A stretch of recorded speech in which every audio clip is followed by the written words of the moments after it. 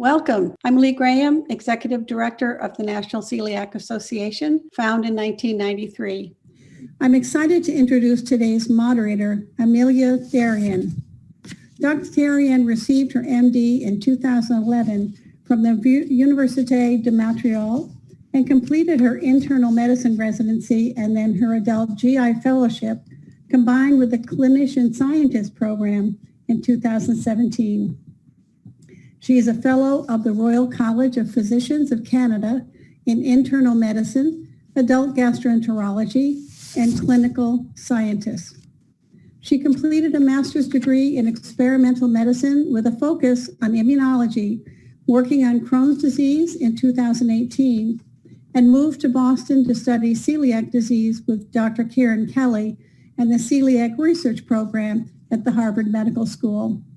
Her main areas of expertise are celiac disease, other small bowel disorders, nutrition, and inflammatory bowel diseases.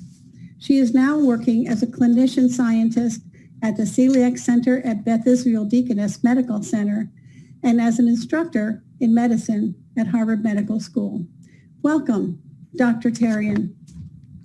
Thank you very much, Lee, and thank you to the NCA for hosting this webinar today. So we're going to discuss, the topic of the webinar will be a new perspective dealing with chronic disease.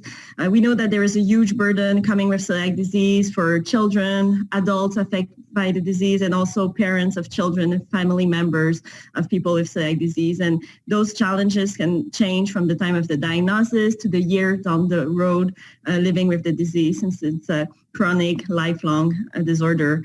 We hope you will see that you are not alone, and we will be able to give you some tools and strategy throughout this webinar.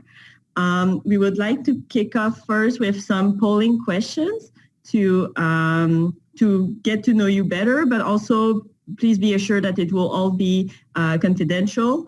So if we could see the polls. So the question are, which best describes you? I have a celiac disease and developed anxiety, depression before my celiac diagnosis. I have celiac disease and developed anxiety, depression after my celiac diagnosis. I have celiac disease and do not have any concerns about anxiety, depression, or other mental illness in myself, or I do not have celiac disease. Can we see the results? Okay, so it's very widespread. About 1/4 have celiac disease and develop anxiety, depression before the celiac diagnosis. 19% have celiac disease and develop anxiety after their celiac diagnosis. 1/3 of the polling do not have concerns about anxiety, depression, or other mental illness. And 23% do not have celiac disease, but are surely here for other people with celiac disease. So it is my pleasure to introduce Dr. Mary Shull, who is going to give the first talk today. So Mary Shull is a pediatric gastroenterologist at Children's Hospital, Colorado, where she sees children and youth with celiac disease in the Colorado Center for Celiac Disease, as well as those with general gastrointestinal condition. She graduated summa cum laude from Vanderbilt University in Nashville, Tennessee in 2008, with a double major in chemistry and English, then graduated magna cum laude from medical school at the Ohio State University College of Medicine in Columbus, Ohio in 2012.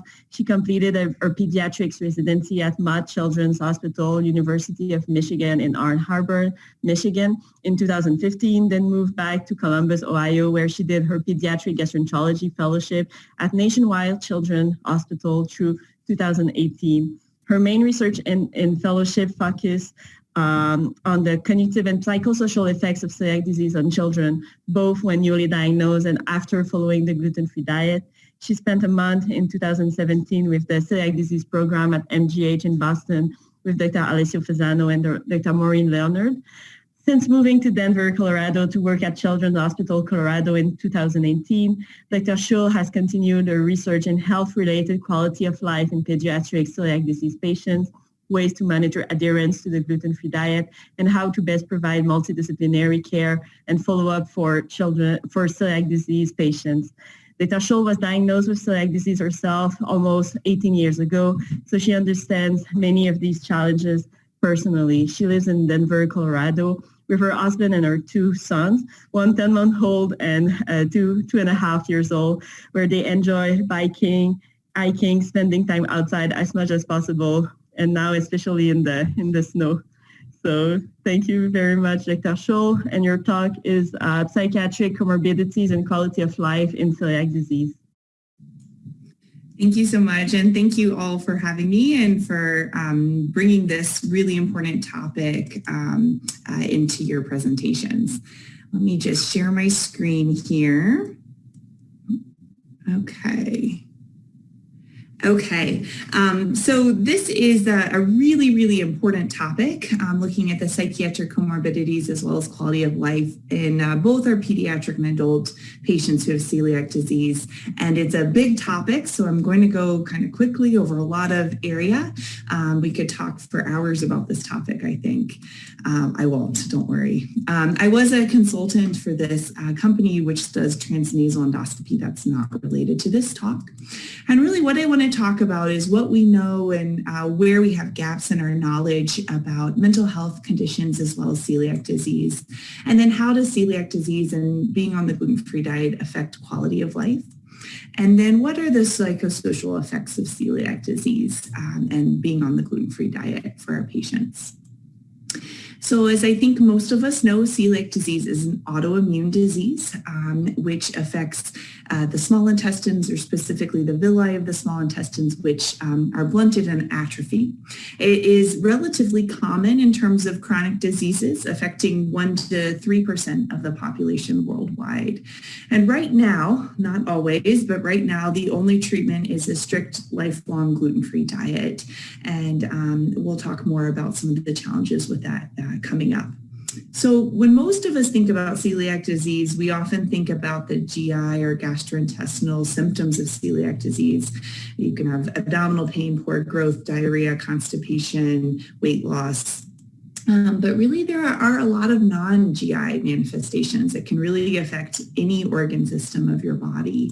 And there are many psychiatric effects, behavioral problems, depression, anxiety, also a lot of neurological effects that can be seen with celiac disease as well. So I like this paper. It's from 1956. It's called Bread and Tears, Naughtiness, Depression, and Fits Due to Wheat Sensitivity. So this is really early on. This is not that long after we figured out that wheat, gluten really, but wheat was the factor that really triggered symptoms in celiac patients. This is really early on. And they talked about typically a child between 1 to 5 years becomes naughty and difficult a few days after the onset of an acute infectious illness. He is irritable, negativistic, and spiteful. Sleep is disturbed, and he wakes up many times in the night and often screams.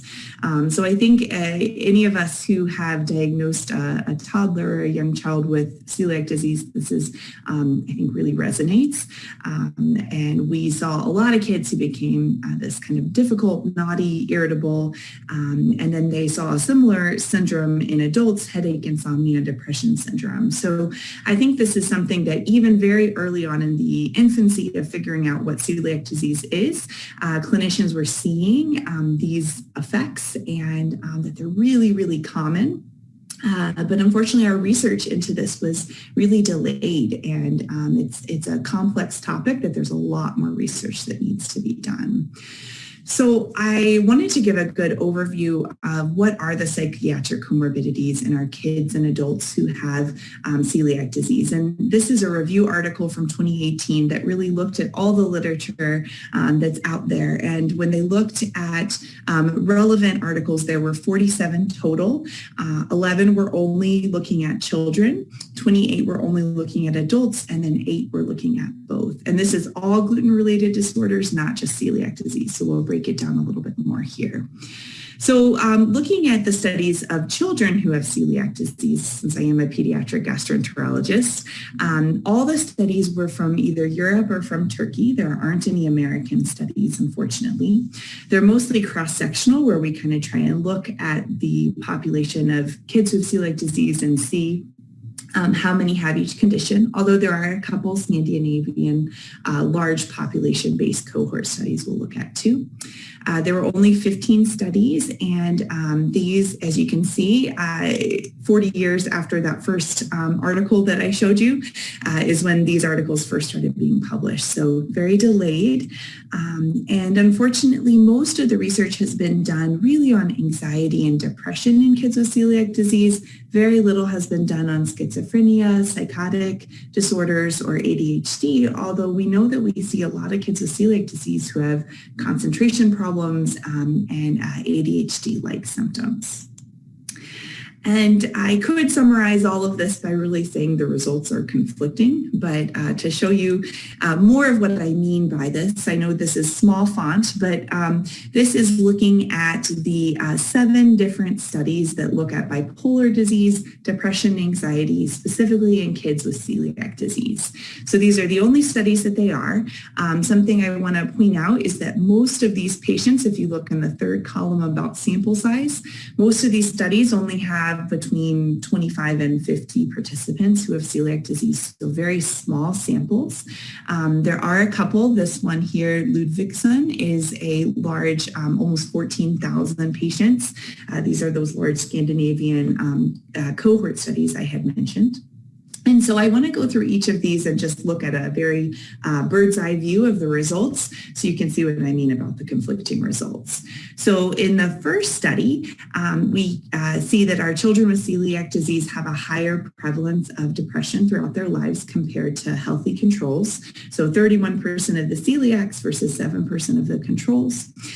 Same thing was seen in kids with celiac having more disruptive behavior disorders, although no change in prevalence of anxiety between celiac and healthy.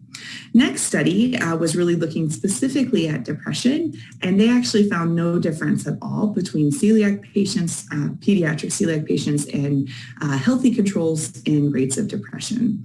Looking at the next study, this was that really large cohort study where they saw that, yes, actually celiac disease did have a slightly increased risk of depression compared to healthy patients, although no change in bipolar disease.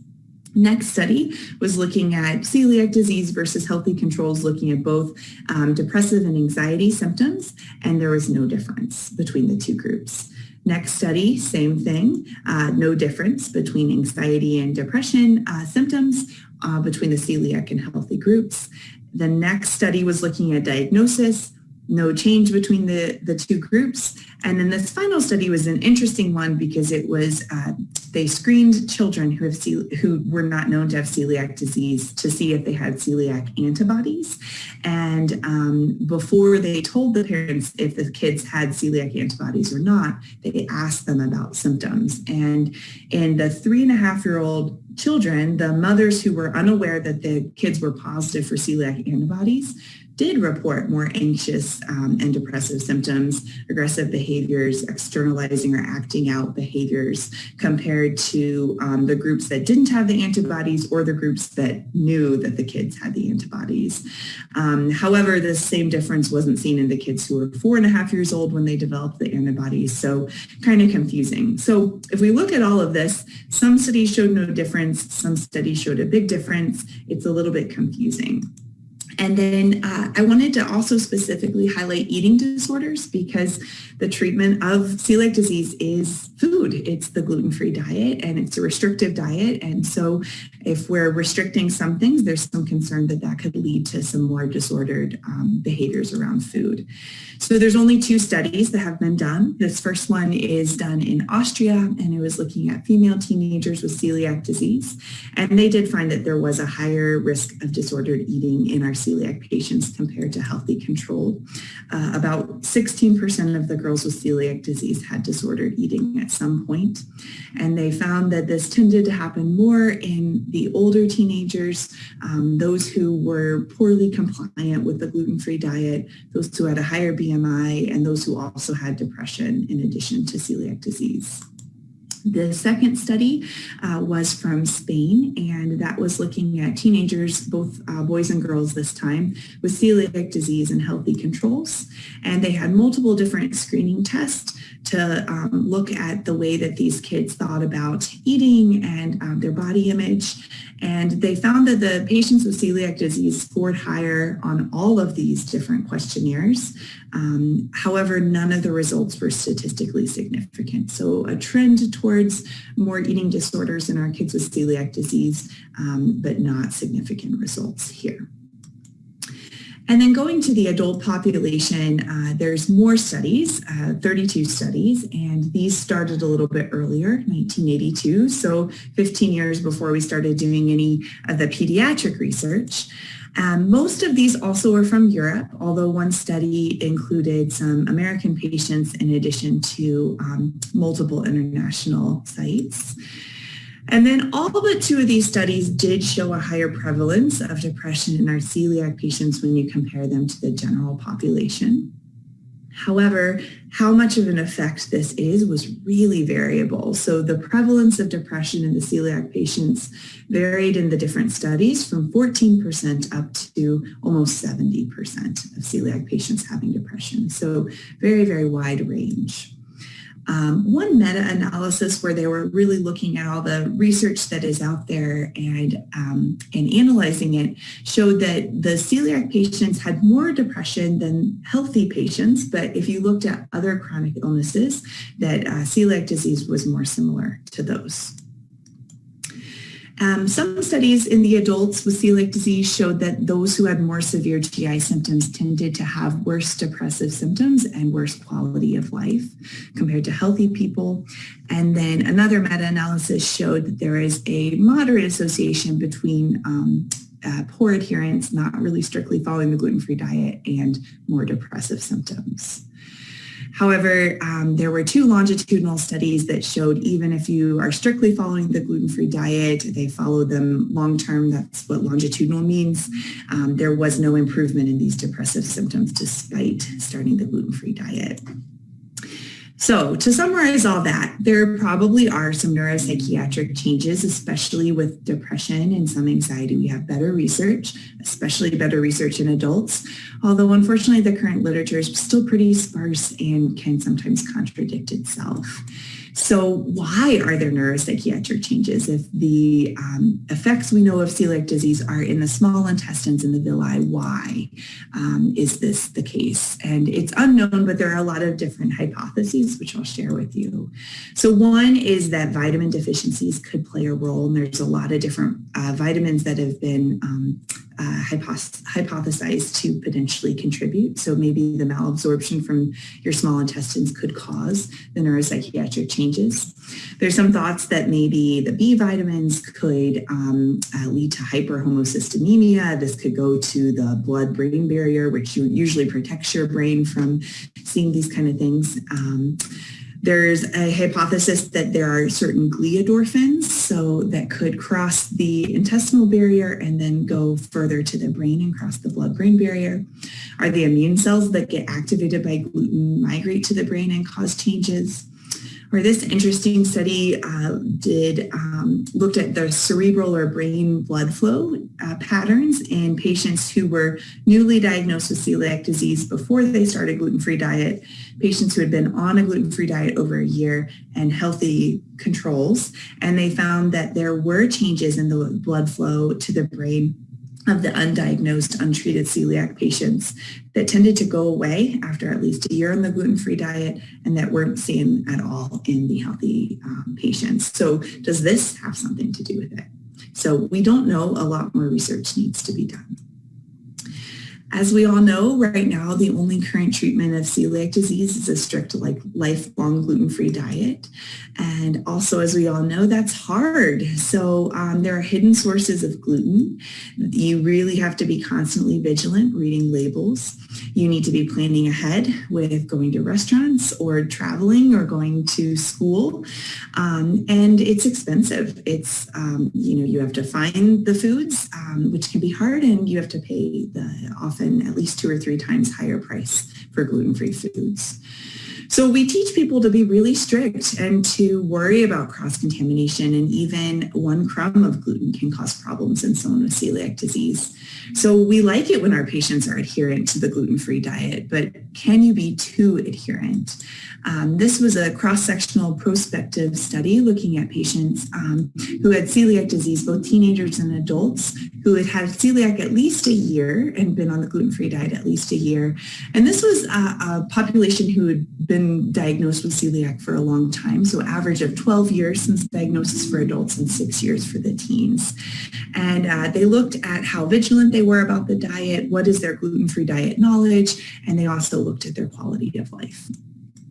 And what they found was that, especially for the adults, but similar things found in the teenagers, the very extremely vigilant or hyper-vigilant adults had significantly lower quality of life than those adults who were less vigilant. And they had more dysphoric or sad, depressed mood, felt like they had more limitations, and they were more concerned about being inadequately treated for their celiac disease. Those adults that were extremely vigilant tended to be those who actually had greater knowledge. So they did a really great job with their education, and they were really aware of the gluten-free diet. So maybe that's not always as good of a thing as we want it to be. So quality of life, what is that? It gets thrown around a lot, I think, in sort of pop culture. And what it really means officially, according to the World Health Organization, is quality of life is a person's perception of his or her position in life within the context of societal culture and in relation to his or her own goals and expectations. So we can really drill that down even further to health-related quality of life, which is your perception of the illness, the influence of your illness having on your physical and emotional health, as well as your psychological and social functioning. And your ability to participate in activities, as well as how satisfied you are. So do you feel like you can do sports or go out of town or go to a restaurant once COVID is over and we can all do those things? And how well do you feel satisfied with how you can be involved? So when I was a fellow at Nationwide Children's Hospital in Ohio, we did a study looking at newly diagnosed kids with celiac disease. And so they were on average about 10 years old, but we looked at the whole pediatric age range. And we had patients who were newly diagnosed, so they hadn't started the gluten-free diet. And we had the parents and the patients who were old enough, so generally 8 or older, complete a whole battery of questionnaires.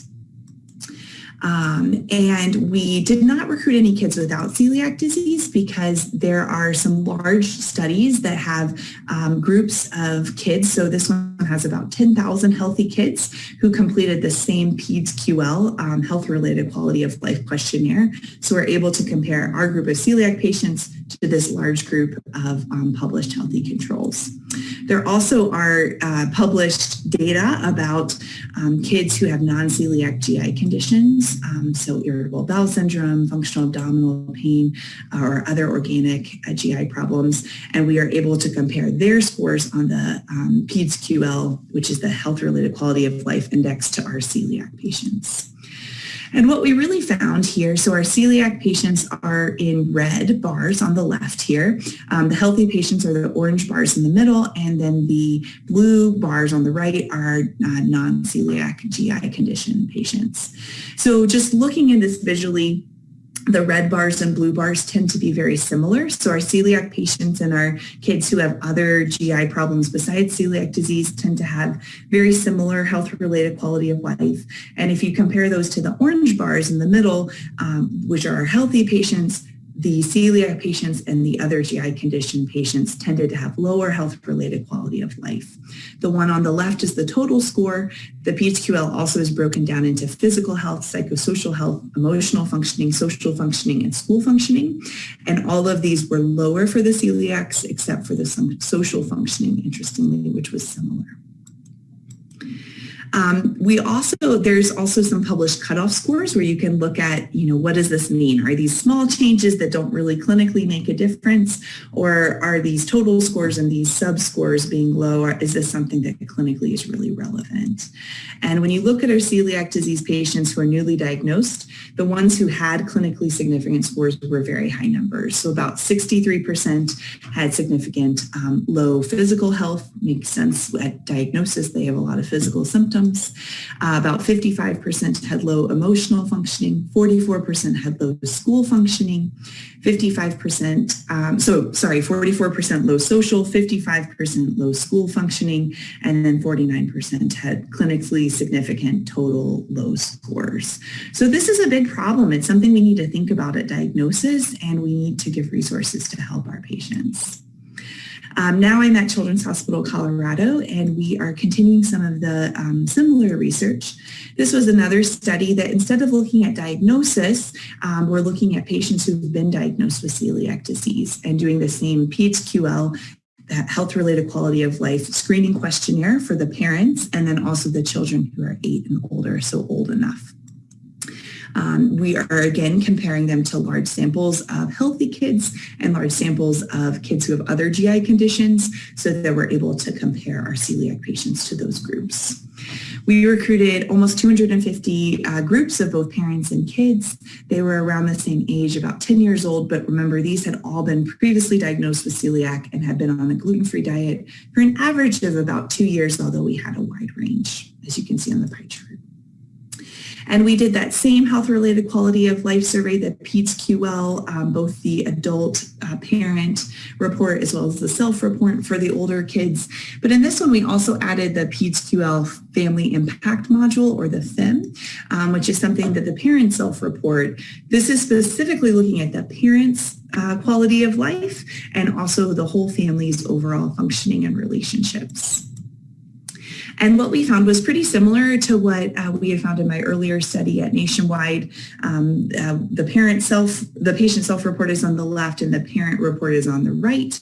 The orange bars on the left are celiac patients. The black bars are the other GI conditions. And if you look, pretty similar, lower scores in the celiac patients and the other GI conditions compared to the pink bars, which are the healthy control groups. So pretty similar scores on most of them between the celiac patients and the other organic GI conditions, although we did see lower scores for celiac compared to other GI conditions on social functioning, psychosocial functioning, and the total score for the self-report. And then this is interesting, looking at the parents' own health-related quality of life. So the parents of patients with celiac disease are in these red bars on the left graph. And interestingly, our parents of our celiac patients actually had significantly higher physical functioning, social functioning, summary score, and total score when you compare to just general parents in the community of kids without celiac. This isn't surprising to me, but parents with kids with celiac disease had worse or lower worry scores than those who had kids without celiac disease. So I think that reflects what we generally see in clinic. Also, interestingly, with family functioning, our celiac families, which are these red bars, actually tended to have significantly better, higher functioning in terms of daily activities, family relationships, and families. And this didn't change when we looked at our celiac patients who had been diagnosed longer amounts of time, had other comorbidities, had symptoms or didn't have symptoms of celiac disease, had different socioeconomic status. Those things did not affect what quality of life our celiac patients had. So this is another recent study looking at that impact of celiac disease that the child has on the entire family. They did 16 really in-depth interviews with 16 families who had at least one or multiple children with celiac disease. They interviewed the parents and also siblings as well as the patient. They tended to feel that mothers in particular really felt this burden of having to manage the gluten-free diet. A lot of fathers in particular felt guilty if they might have had a genetic tendency that they passed on. Both the fathers and siblings in particular really regretted when the celiac child had limited food choices, both at home and at restaurants, kind of some guiltiness feeling. There were some positives, so some enjoyed the challenge and need to cook a little more creatively. They built new family traditions of things that were gluten-free for the family, and a lot of the siblings really had developed empathy for others who had other chronic conditions and other problems. So I really like this slide. It's a busy slide, but I think it really looks at the many different psychosocial impacts of the gluten-free diet. So the gluten-free diet and celiac disease does not just affect food. It affects every part of our life because food affects every part of our life. And it's a very, there are many, many social implications. So there's burdens that the kids have at school, at parties, when they transition to college. And what do? Do you tell other people about your diagnosis? Do you try and hide it? It affects relationships. How does it affect the other people in the family? Are the kids, the siblings who don't have celiac disease, are they always worried that they're going to develop it? Do we test the whole family? Do the siblings feel guilty when they can eat gluten? Does this lead to some risky behaviors? How do you cope? Do you cheat? Where do you go for information? There's a lot of information on the internet that is good, but also some information that isn't good. And then there's often this deprivation mentality. So we see this, people with celiac disease, once they do have access to really good gluten-free foods, there can be a tendency to kind of binge some of the disordered eating tendencies we had talked about. This is something that really people with celiac disease think about a lot of the day. You think about food, it really, it kind of lends itself to becoming hypervigilant and almost obsessed in some ways with food. And I think that it's a new challenge when kids with celiac disease become teenagers and adults. They have to kind of make that transition of learning things for them, gluten-free diet in hands versus relying on their parents. And then there's also a lot of differences if you live in a rural community versus if you live in a city.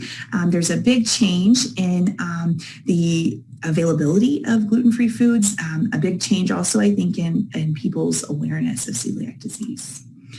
So I know we're running short on time. Just to say, looking at the gluten-free diet, this is a study some of you guys may have participated in Boston. They looked at the perceived treatment burden of different chronic diseases, and the perceived treatment burden of celiac disease was very high, second only to end-stage renal disease patients on dialysis, and how much the patients perceived the burden of the gluten-free diet. There are positives too. Last month there was a hashtag on social media, I Heart Gluten-Free, where people shared the positives of gluten-free and how it had improved their life. So know that you're not alone. Know that there's a lot of people who want to help you. There are a lot of people who understand celiac disease, even if there are a lot of people who don't as well. And I think it's really important to get that help and to for us to acknowledge this isn't just a GI problem. It affects all parts of your life, and that it is a lifelong illness. So I want to say thanks to my wonderful teams when I was in Ohio and now that I'm in Colorado. I've got a lot of references on here too. And I will take it back now to Dr. Tarian to go ahead and introduce our next speaker. Thank you, guys. Yes, thank you very much, Dr. Shull, for this very informative and fantastic talk. So before introducing Dr. Ballou, we have another set of questions for you to get to know each other better. So if we can see the poll. Again, it's totally confidential. We are only collecting the statistic. So which psychological behavioral aspect of celiac disease do you find to be the most burdensome? The emotional burden, anxiety, depression of living with a chronic illness, the social burden of following a gluten-free diet, the cognitive burden, reading labels, meal planning, calling restaurants, something else that is not listed there, or none of the above, I do not find it to be a burden. So we're going to give you about 15 seconds to respond. Okay, can we see the answers? Okay, so the social burden of the gluten-free diet seems to be the biggest challenge. But overall, what we can see is that the majority of the attendees have some burden, which is either emotional, social, or cognitive. So let me now introduce Dr. Sarah Ballou. Dr. Sarah Ballou is the Director of GI Psychology Services in the Division of Gastroenterology at Beth Deaconess Medical Center. She specializes in the use of cognitive and behavioral interventions to treat patients with a range of chronic gastrointestinal conditions. Her research interests include evaluating the psychosocial impact of chronic gastrointestinal disease and developing and implementing behavioral treatments to improve quality of life among this patient population. Dr. Ballou earned her doctorate in clinical psychology from Northwestern University. She completed a clinical fellowship in behavioral medicine at VA Boston Healthcare System, Harvard Medical School, and a research fellowship in the Division of Gastroenterology at Beth Israel Deaconess Medical Center.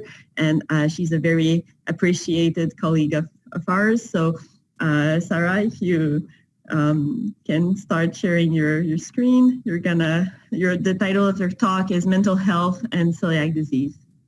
Great. Thank you so much for having me. And thank you, Dr. Shull, for such a great talk. So I hope that this can add some clinical pearls to what Dr. Shull's already covered.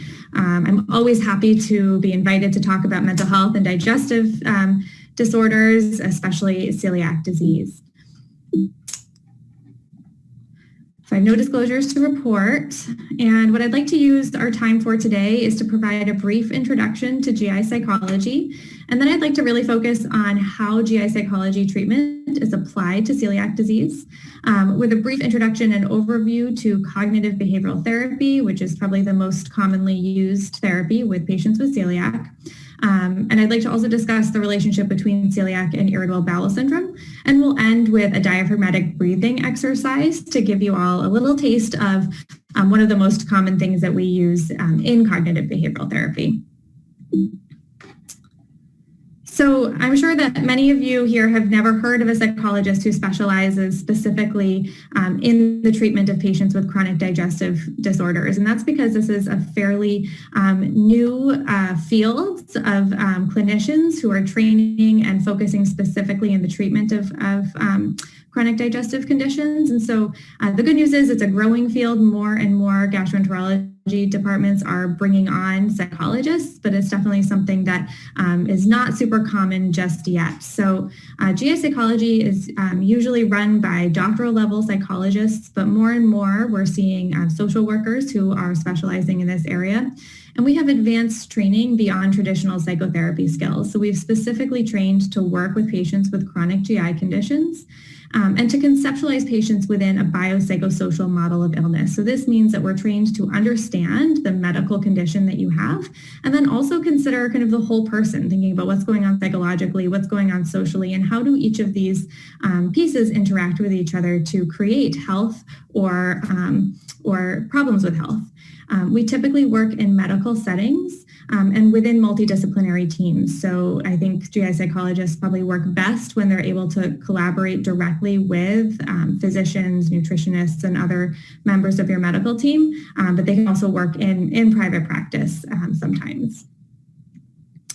So the most common conditions treated in GI psychology, and of course this will vary between different people's practice, but this is probably what's most common for my practice and is probably pretty typical. So the most common referral that I get are functional gastrointestinal disorders, which are now known as disorders of gut-brain interaction. So for example, irritable bowel syndrome, functional dyspepsia, or chronic diarrhea or constipation. I also see inflammatory bowel diseases, so patients with Crohn's and ulcerative colitis. And celiac disease, I would say, represents my third most commonly referred diagnosis. So what are the psychological treatments for celiac disease? So unfortunately, there's been very little research to evaluate the efficacy of GI psychology treatment in celiac disease. In practice, the most common intervention for celiac is cognitive behavioral therapy. And so I'm going to spend a few slides a little bit later on today talking about what is cognitive behavioral therapy and how we can apply this to issues specific to celiac. But I would say the three primary treatment targets for celiac disease involve the social burden of the disease and of following the gluten-free diet, the emotional burden, and the cognitive burden. And so that's why I asked you specifically about those today, because I wanted to get a sense in this audience which of these felt the most burdensome. So regarding the social burden of celiac disease, when I see patients with celiac, we almost always are talking about the social impact of following a gluten-free diet. And this involves learning to advocate for yourself, coping with feelings of being a burden or perhaps inconveniencing people that you're socializing with, coping with feeling limited in your options. This comes up very frequently in terms of not being able to be spontaneous with, accepting a last minute invitation to dinner, or feeling maybe that you're not able to travel, especially internationally. And then, of course, addressing the temptation to withdraw socially. So I want to provide a few quick tips for this. These are, such common issues that come up in my sessions with patients that I feel like it's important to review, quickly a couple of ways to address these issues. So in terms of advocating for yourself, I always encourage patients to think ahead about levels of disclosure. Not everybody needs to know everything about your diagnosis and your dietary needs. So thinking about, for example, what does a restaurant server need to know? What does your boss or colleagues need to know? What do friends or acquaintances need to know? And what do your family members need to know? And what I always encourage is to practice a few scripts. So to write down maybe 1 or 2 lines for each of those different levels of disclosure, so that when you're in the moment and you're feeling on the spot, you need to explain why you can or cannot, eat or do something, you'll have those words already ready and you will have already practiced them, so you're not needing to come up with them in the moment. You can practice these scripts. So I do this with my patients where we'll do role playing practice with the scripts. You can practice them with friends or family, with your nutritionist. It doesn't have to be done necessarily in the context of psychological therapy.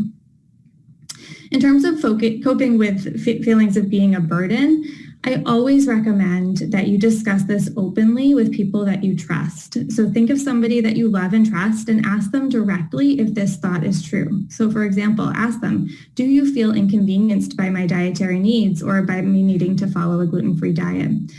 I find with my patients when they do ask this question directly, a lot of times the response they get is no, that others don't feel inconvenienced, or if it is a bit of an inconvenience, they feel that other people feel that it's totally worth it. And I really encourage you, if you ask this question and you hear the answer no, to really work to accept that answer, to accept that this person is not lying to you. But if the answer is yes, and sometimes the answer is yes, to start to then ask follow-up questions and problem solve, because usually there are answers to it if the person you're talking to says, yeah, actually that was a bit inconvenient. So working with that person so that instead of you internalizing this feeling of being a burden, you can, address the problem and help that to no longer be true. Coping with feeling limited in social options. So again, this comes up a lot where there can be feelings of frustration or resentment or discouragement about not being able to do specific things socially, or feeling that maybe you couldn't take a trip or travel to some, specific place. And for this, I really recommend that you make a detailed and specific list of areas in which you feel limited. So things that you know you really want to do and you're not sure if you can do them safely. I recommend taking this list to your physician or to your nutritionist and talking through them. Many times there are solutions and there are ways that you can participate in each of those activities in a safe way. And sometimes it just takes, talking it through with somebody who's really knowledgeable. And finally, addressing the temptation to withdraw socially. So given all of these stressors that we just went through, it makes perfect sense that some patients decide it's just not worth it. They just don't want to go to social events, or maybe they just won't accept invitations to social social gatherings. And in that case, I really, strongly recommend that no matter how tempting it is to withdraw socially, you make every effort not to. And worst case scenario, if it means you have to go someplace and not eat the food, it's always better to be that place and be having the opportunity to interact with other people than it would be to isolate yourself and be at home. But here, I also recommend enlisting the help of friends and family members, talking to other people about how you can participate in things comfortably, and making sure that they also know that withdrawing socially is not probably going to be a long-term or very healthy solution for you. So next, I'd like to discuss the emotional burden of celiac disease. And it's true that really living with any chronic illness can put you at risk for higher rates of anxiety or dips in your mood or even feeling depressed. With anxiety and things that are specific to celiac disease, we often see hypervigilance to symptoms and hypervigilance to food. And so what that means is that you're focusing so much on your symptoms, and understandably so, because symptoms can be so uncomfortable and can cause so many problems of their own. But there can be a tendency to notice just even the smallest twinge of pain or discomfort in your abdomen, and to start letting your mind spin and take you to the worst case scenario, thinking, oh my goodness, was I exposed to gluten? Is this going to be a bad day? Am I going to be in and out of the bathroom all day? And thinking things like that. Once that starts, you start to promote this cycle of anxiety where you're focusing in on symptoms, then you're thinking about, are there other symptoms? You're more likely to notice other abdominal sensations. So this is a very common and very natural thing to do because nobody wants to feel sick. But when this starts to become a pattern that people are noticing, more days than not, we want to start to jump in and think about, can we address the anxious thoughts, or can we address the amount of, attention that's being given to, abdominal sensations, to make sure that you're only giving the attention that's really needed.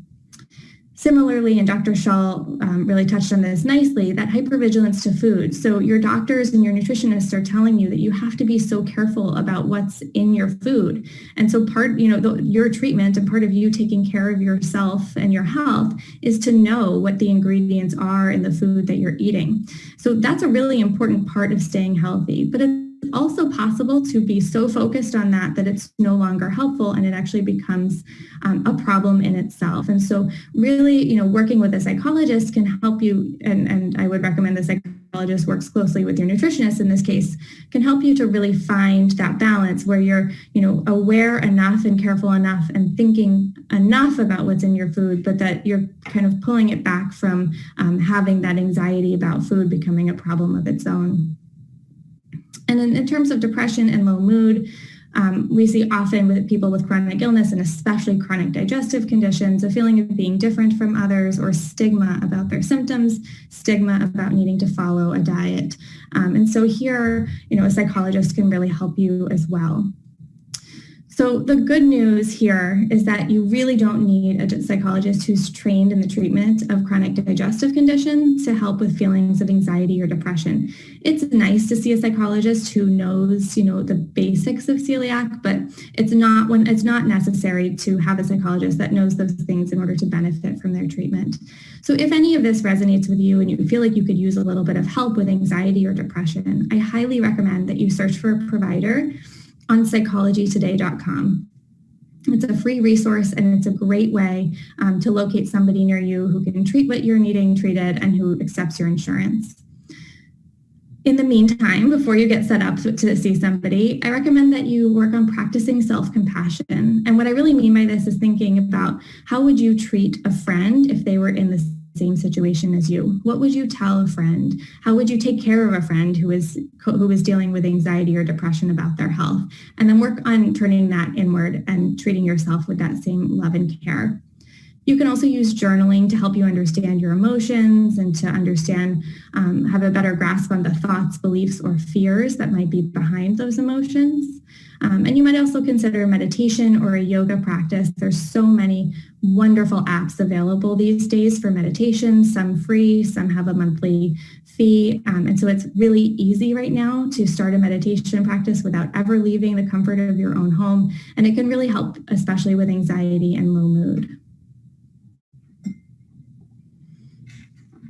And finally, but last but not least, there's the cognitive burden of celiac. So, for the audience members here who are following a gluten-free diet, as you know, you're putting in a lot of extra, mental energy into reading labels, calling restaurants, planning your meals, educating yourself and educating people around you, and then fact-checking things that you've heard and things that you've read on the internet.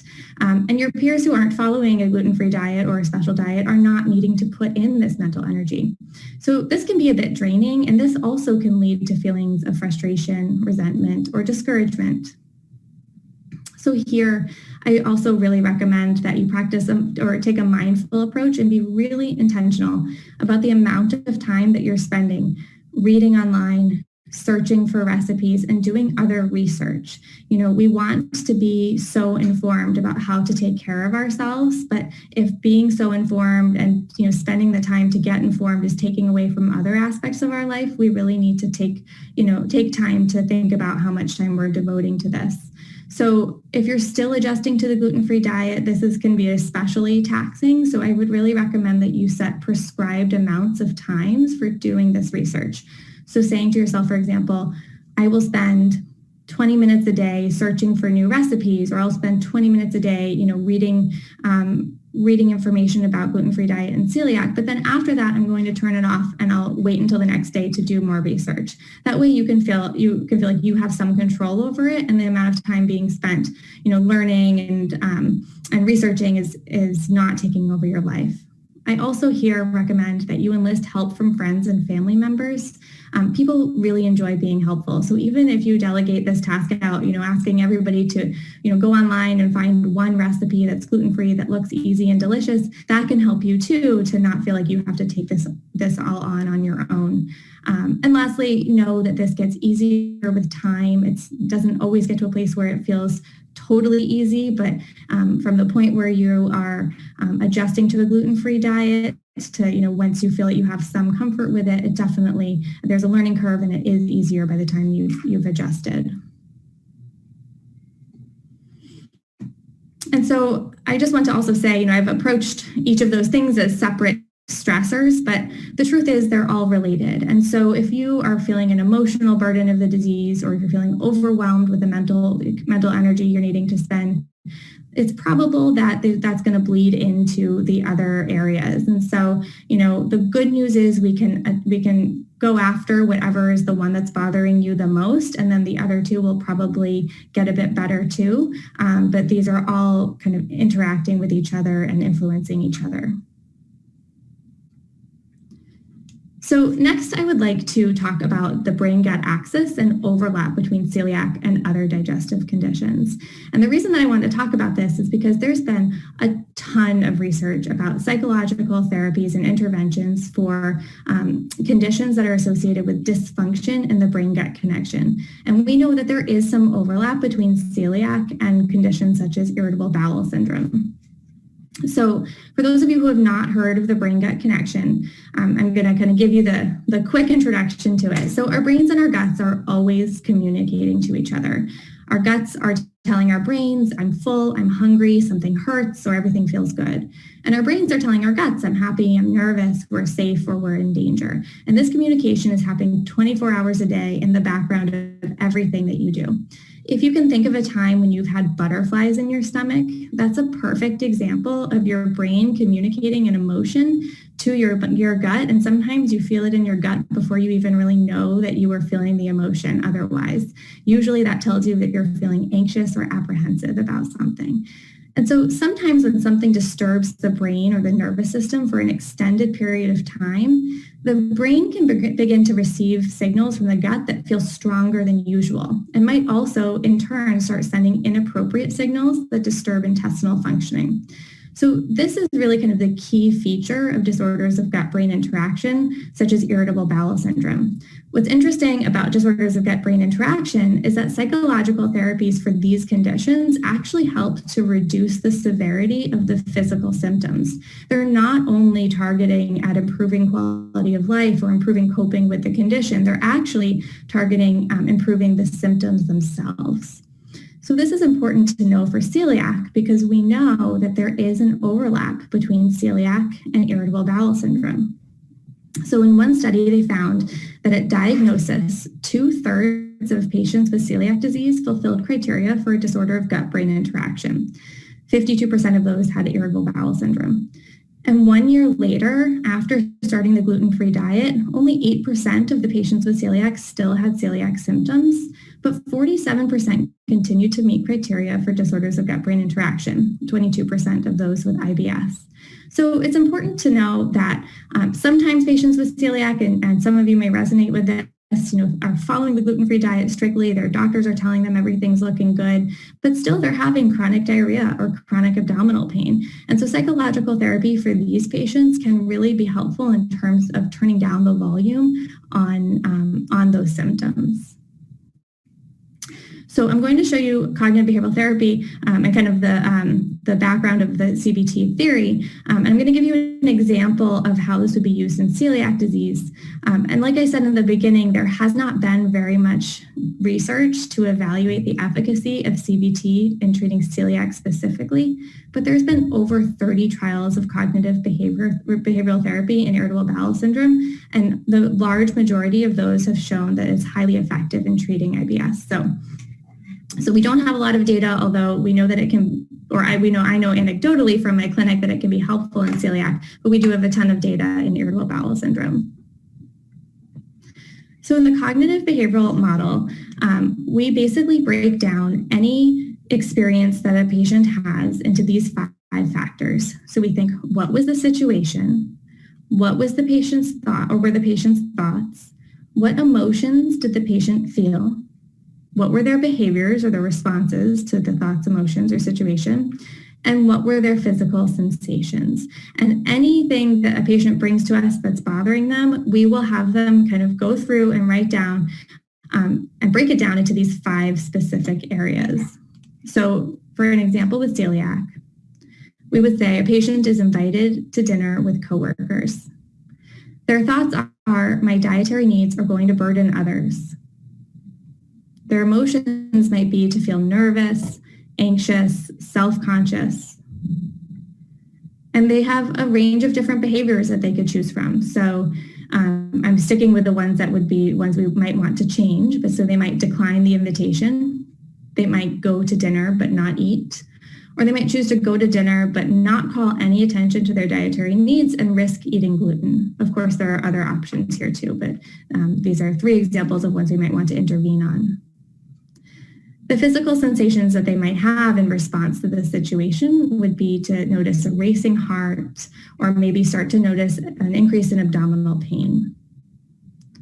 So in cognitive behavioral therapy, we would intervene either on the thoughts, the behaviors, or the physical sensations. And you'll notice that we're not intervening on the emotions. And the reason for that is that there's really not a good way to do that.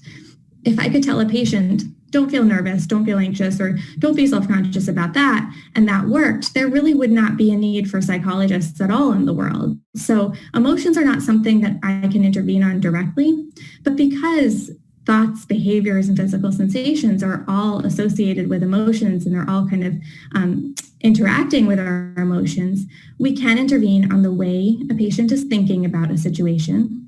So having the patient ask themselves, is this thought helping me? Is this thought true, or is this thought realistic? And we can intervene on behaviors. What do I gain or lose from this behavior? If a patient ends up losing more than they're gaining from the behavior, for example, by declining the invitation, not having an opportunity to interact with coworkers or their boss, right? Or going to dinner but risking eating gluten, right? If there's more that's being lost than gained, then we want to talk about whether or not there are other behaviors that are healthier and promote healthier behavior, healthier responses. And then finally, intervening specifically on physical sensations. So especially for patients who notice anxiety, notice racing hearts, muscle tension, things like that, if we help a patient to reduce those physical sensations, bring their heart rate down, relax their muscles, they often find that their emotions follow suit. They start to feel a bit less anxious. They're able to think about things a little bit more clearly and able to plan healthier behaviors. So this cycle of negative thinking and unhelpful behaviors and maybe unpleasant physical sensations can also promote a pattern of hypervigilance, meaning becoming extra focused on different symptoms and different emotions. And this can start to promote dysfunction in the brain-gut axis.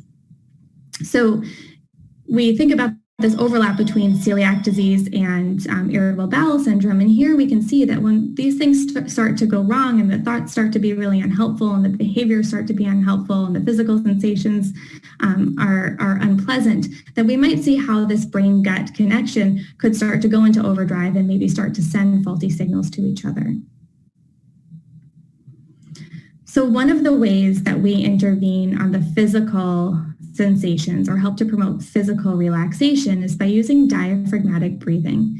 The reason we use diaphragmatic breathing is because this activates the body's relaxation response and in turn reverses the stress response. If anyone has heard of the fight or flight response, this breathing essentially turns that response off. When we have a fight or flight response, we're feeling very anxious. Our body is kind of going into that drive to protect ourselves or run from danger.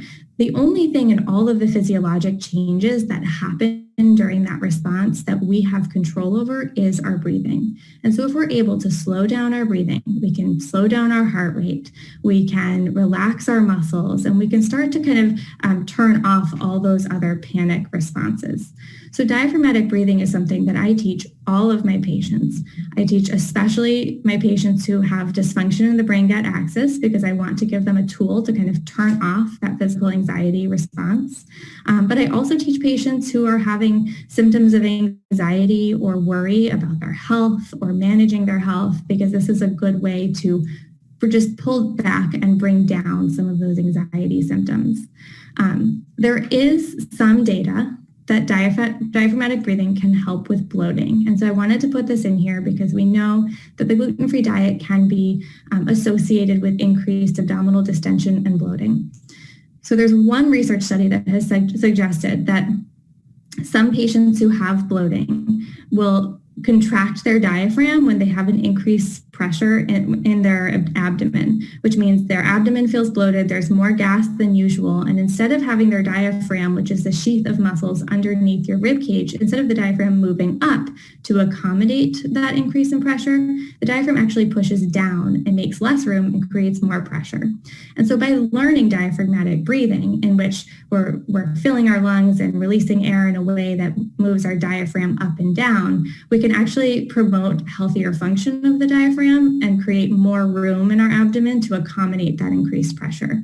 So for some patients who have that paradoxical contraction of the diaphragm, this breathing can actually really help to improve those symptoms of bloating. So I would like to end today with a quick exercise of diaphragmatic breathing. So I'm going to tell you before we start kind of how diaphragmatic breathing works, and then I'm going to walk you through for a couple minutes, and if you'd like to, I'll have you do this breathing exercise. So when we breathe in, or when most adults if I tell most adults to take a deep breath in, they'll kind of go and actually take just a very fast but shallow breath in. So for diaphragmatic breathing, what we're doing, it's also called belly breathing, is we're thinking about inhaling and filling your lungs as full as they've ever been before. Your rib cage will expand. You're going to picture sending air to the very bottom of your lungs. And when you do that, your diaphragm will move down. So you'll see in this picture, your diaphragm pushes down. When your diaphragm pushes down, your belly usually rises. And then when you exhale, you'll exhale that breath very slowly through your mouth. So you're usually inhaling through your nose, exhaling through your mouth. And as you do that, your rib cage will fall back to its normal position and your diaphragm will move up. And so for diaphragmatic breathing, we're just going to achieve a very slow and steady rhythm of breathing in and out, focusing on breathing in so much that your rib cage expands, your belly rises, and then breathing out so that your belly just gently falls and your rib cage comes back to its normal position. So if you're ready, and of course if you choose, I'm going to bring you through just a quick diaphragmatic breathing exercise. I find it's very nice to close your eyes during this, but if you'd like to keep them open, then here's a beautiful beach scene for you to enjoy. And of course, if you choose not to do the breathing exercise, then please just enjoy kind of a moment of comfort. So I'd like, if you close your eyes, if you're comfortable closing your eyes, to just start by achieving a slow and steady rhythm of breathing. And focus on breathing in completely, feeling your rib cage expand and maybe your belly rise. And then breathing out just as slowly as you breathed in and letting the air flow out and your belly fall. Breathing in, feeling your belly move up and out. And then breathing out very slowly. If you'd like, I'll have you picture that you're breathing in a bright white light. And this white light is carrying relaxation all through your body, gathering up any tension or discomfort or anything that your body doesn't need. And then you're breathing out all that tension or worried or discomfort as a dark cloud of smoke. Breathing in that bright white light, feeling your belly rise as you breathe in completely, gathering any discomfort, and then just breathing it out.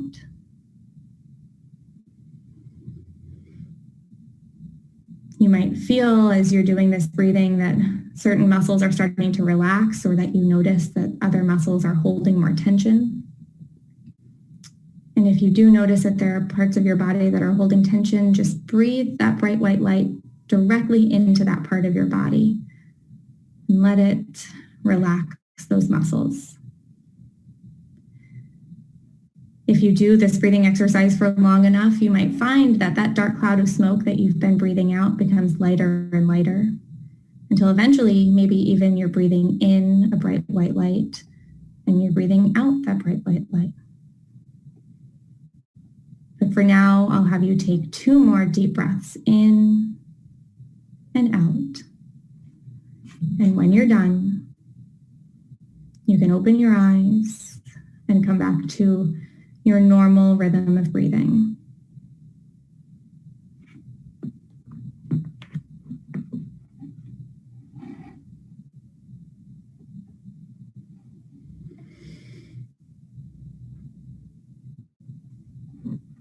Okay, so I hope that you were able to enjoy that, and I hope that's something that you can use in the future if you feel physical tension or anxiety. So I'd just like to wrap up. I know I've gone a couple minutes over with a quick summary. GI psychology treatment for celiac really has not been tested, but it is used in practice. And in practice, cognitive behavioral therapy for celiac can be used to improve coping, improve self-management, and improve quality of life. It can also be used to treat IBS overlap with celiac, and there's strong evidence to support treating IBS with CBT. Diaphragmatic breathing is part of CBT and is a tool that we use in cognitive behavioral therapy and can also be used to help some patients with bloating. Okay, thanks so much. Yes, thank you, Sarah, for this fantastic talk. We now have received some great questions from the audience. I will invite the 2 speakers, Dr. Shull and Dr. Ballou, to turn their screen on. And so I will start with a question for Dr. Shull, but if Dr. Ballou wants to add anything and vice versa to each other questions, please feel free to do so. So our first question is, how do I help medical specialists understand that celiac disease is more than a GI disease and that it affects my emotional health too? Yeah, this is a great question. I think this is a really hard thing to do because I like to say that celiac disease is, very easy to understand on a superficial level. So we have pretty straightforward diagnostic criteria. We know how to diagnose celiac disease. We know gluten's the trigger. We know going on the gluten-free diet is the treatment. But really to understand sort of the nitty-gritty of how much of a burden the gluten-free diet is and how much it impacts every aspect of our life is tough. And I agree. I think a lot of doctors are not aware. And so I think one important thing is for me and all of us to continue our work and make sure that the awareness is increased. From our end, we need to keep having more research, more publications so that there are more doctors who are aware what a profound impact that celiac disease and gluten-free diet has on every aspect. And then another, I guess a bit of hope, hopefully, is that, as Dr. Ballou said, there are a lot of things that you yourself can do to kind of take charge of the situation. So I think the fact that you are aware, I would definitely encourage you to say something to your doctors, and I hope that they will listen and help discuss things. But if they don't, I think already the first step is being taken, which is you are aware of this burden and try some of these ways to cope with that.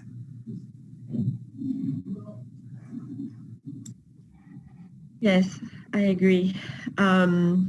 And it's really difficult sometimes for a doctor who doesn't live with celiac disease, who doesn't eat gluten-free, to fully understand how challenging it can be. The next question for Dr. Ballou is fear of mistakenly eating gluten fairly common for the newly diagnosed? How do you suggest managing these fears?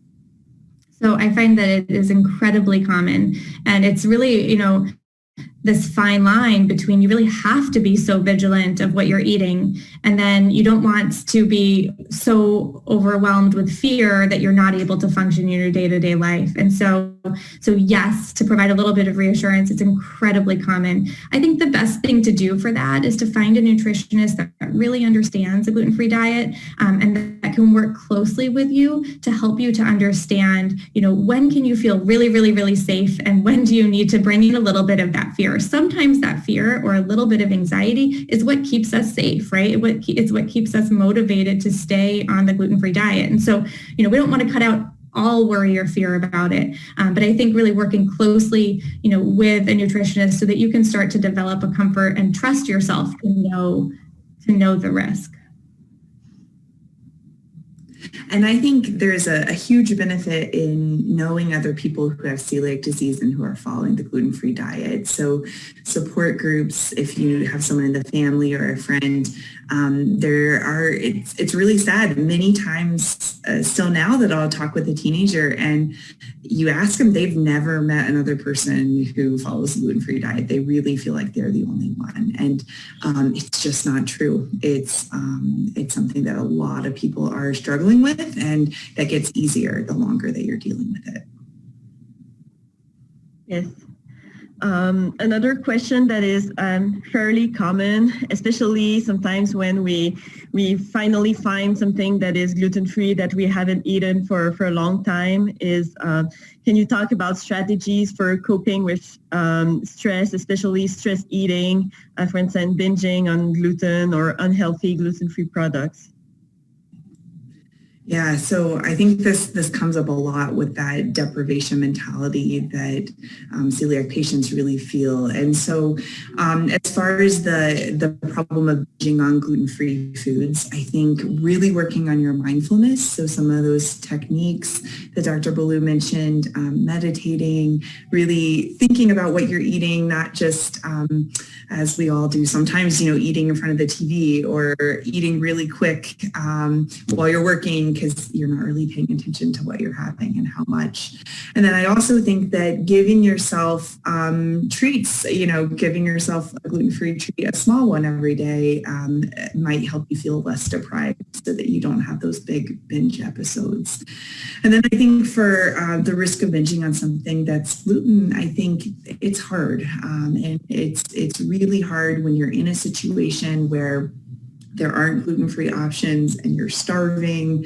And so I think planning ahead, yes, that is the big cognitive burden here, but planning ahead so you know what a situation will be, so that you know you have options, having, some gluten-free foods that are in your pocket or your purse or car, that you're not going to be in a situation where you kind of feel the need where you're so hungry you have to eat something, and gluten is what you need.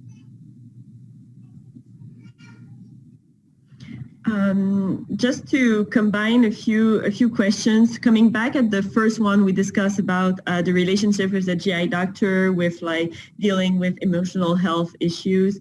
There have been some questions about how to approach the GI physician to have more services about psych issues and also additional emotional support. And we had a question about approaching some patient support groups such as NAMI, DBSA to engage in education or collaboration. So I know Sarah mentioned a website, how to find out for psychologists or GI-related psychologists, but how would you consult our audience about this issue of finding additional support? So I think one thing that's important to know is that even if your physicians don't have a place to refer you just yet, I feel confident that most physicians who are treating celiac do know that there is the emotional burden. They just don't always have a resource to give you. So they do know that that you feel this anxiety or you might have low mood, but they might not know what to do with it because they don't have a psychologist to refer directly to. And they do care, but that, oftentimes it's a 15-minute follow-up and they don't have the time or maybe, the training to address mental health concerns. So I think it's important to remember that your doctors know about this, they care about you, but they may not have a psychologist. So in addition to using that Psychology Today website, I think maybe there is some room to, bring in kind of psychology and more mental health awareness to some patient support groups, and kind of thinking about focusing patient support groups for celiac and gluten-free more on mental health. Okay. Yes. Thank you. Another important question is, do you have suggestion on how to balance the perceived need to be hypervigilant to avoid being gluten versus relaxing the hypervigilance but without risking getting gluten accidentally? How can we find the balance between being sure that it's gluten-free but not being too stressed and having burden with that? Yeah, I think that's a great question because we really don't want people at either extreme. We don't want people afraid to ever eat outside their home. We don't want people to just intentionally eat gluten either. So I talk a lot about safe risks, which is kind of a counterintuitive thing. But if you think about it, anything that we're doing is always some degree of risk, right? And so unless we're eating food grown in our backyard only, prepared by us, there's going to be some risk that there is some cross-contamination when we do these social situations, which are really important. So I think doing your homework ahead of time, like if you're going to a restaurant, using apps to look and see what other celiacs have said about this restaurant, calling the restaurant ahead of time, looking on their website when you're there, talking about celiac disease and asking what they do about cross-contamination. Those are all things you should do. Those are really important.